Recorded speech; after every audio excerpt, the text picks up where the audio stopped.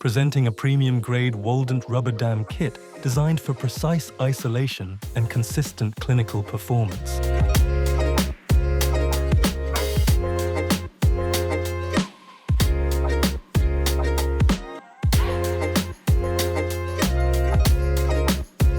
The kit arrives in a sturdy, protective cardboard box, ensuring safe storage and transport. It includes a comprehensive user manual outlining component details, sterilization guidelines, and step-by-step clinical application.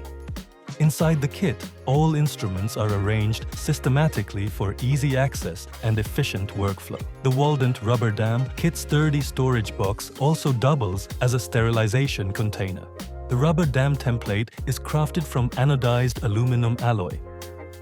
The kit provides metal rubber dam frames in both medium and large sizes. The aluminum alloy clamp holder, anodized in black, ensures organized selection and convenient sterilization. The clamp set includes stainless steel clamps coated with titanium carbide using PVD technology, delivering exceptional corrosion resistance, superior retention, and a premium matte black finish for enhanced visibility.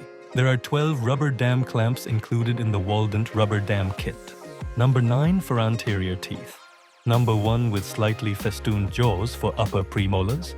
Number 2 with flat jaws for premolars.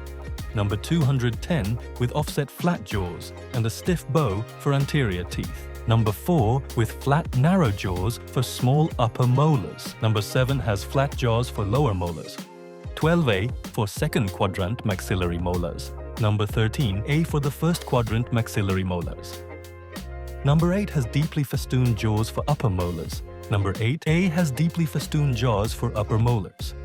Number 14 has deeply festooned jaws for irregularly shaped molars. Number 14A has deeply festooned jaws for irregularly shaped molars. The rubber punch offers clean, precise perforations with multiple adjustable hole sizes. The rubber dam forceps are designed with controlled resistance and accurate engagement, enabling safe and stable clamp placement with minimal patient discomfort.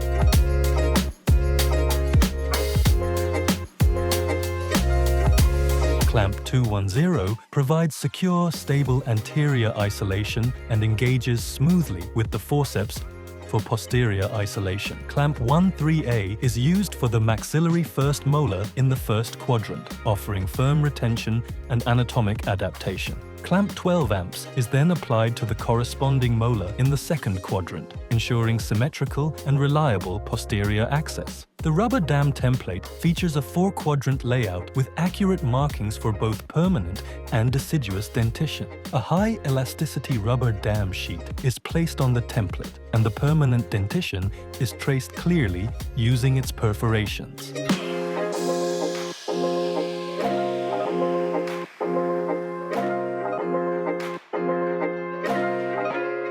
The rubber punch includes 6 precisely engineered punch sizes, allowing smooth and effortless switching between settings to suit individual tooth requirements. For molar isolation in the mandibular third quadrant, punch size number 6 is selected to accommodate the clamp and maintain an ideal seal.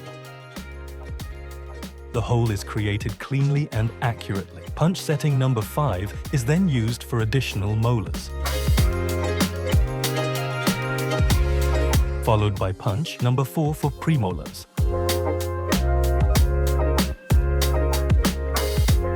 Perforations are clean, precise, and align with the intended isolation area. And punch number 2 is used to prepare perforations for the mandibular anterior teeth.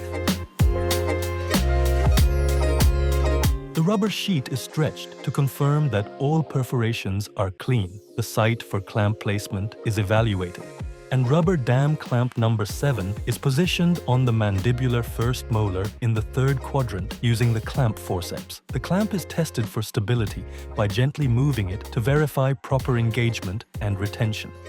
The clamp is removed and inserted through punch hole number 6, ensuring the wings are fully enclosed within the dam sheet.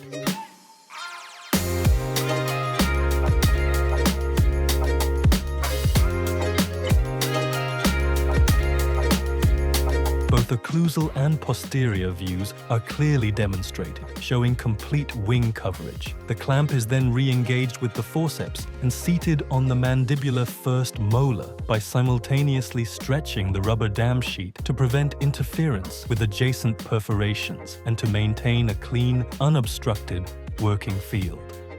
The teeth anterior to the isolated molars are gradually incorporated under the rubber dam to achieve a wider, uninterrupted isolation zone. Dental floss is used interdentally to guide the rubber dam into each contact, ensuring proper inversion and sealing around the cervical margins. The rubber dam frame is applied, securing the sheet under uniform tension, and the sheet is carefully engaged onto the frame prongs for optimal visibility and access.